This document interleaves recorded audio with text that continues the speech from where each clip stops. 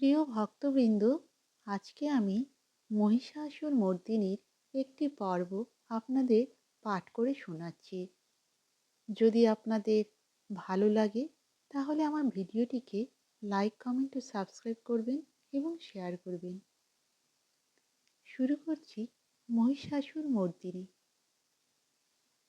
তখন প্রলয়ান্ধকার রূপিণী তামসী দেবী এই স্তব্ধে প্রবুদ্ধা হয়ে বিষ্ণুর অঙ্গ প্রত্যঙ্গ থেকে বাহির হলেন।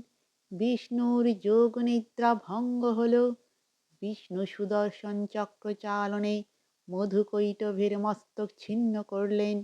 পুনরায় ব্রহ্মা ধ্যানমগ্ন হলেন।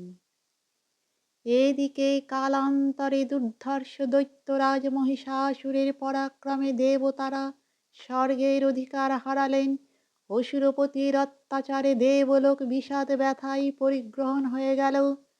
দেবগণ ব্রহ্মার শরণাপন্ন হলেন। ব্রহ্মার বরে মহিষাসুর অপরাজেয়। তার দ্বারা দৈত্যরাজের ক্ষয় সম্ভবপর নয় জেনে তারই নির্দেশে অমরবৃন্দ কমলজনী বিধাতাকে মুখপাত্র করে বৈকুণ্ঠে গিয়ে দেখলেন হরিহর আলাপনে রত। ব্রহ্মা সম্মুখে নিবেদন করলেন মহিষাসুরের দুর্বিষহ অত্যাচার কাহিনী। স্বর্গভ্রষ্ট দেবতাকুলের এই বার্তা তারা শুনলেন। শান্ত যোগীবর মহাদেবের সুগৌর মুখমণ্ডল ক্রোধে রক্ত জবার মতো রাঙা বরণ ধারণ করল। আর শঙ্খ চক্র গদাপদ্মধারী নারায়ণের আনন ভ্রুকুটি কুটিল হয়ে উঠল।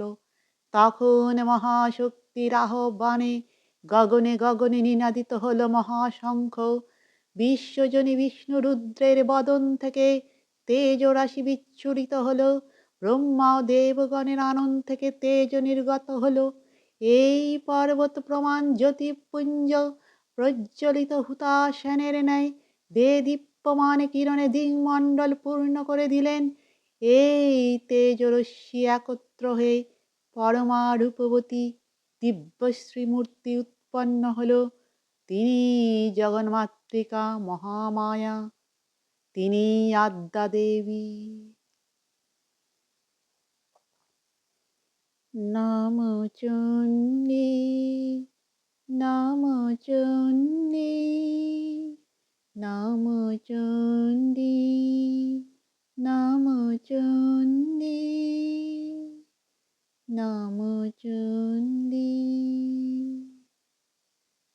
ভক্তবৃন্দ, আমার ভিডিওটি আজকের মতো এখানেই সমাপ্ত হলো। নমস্কার।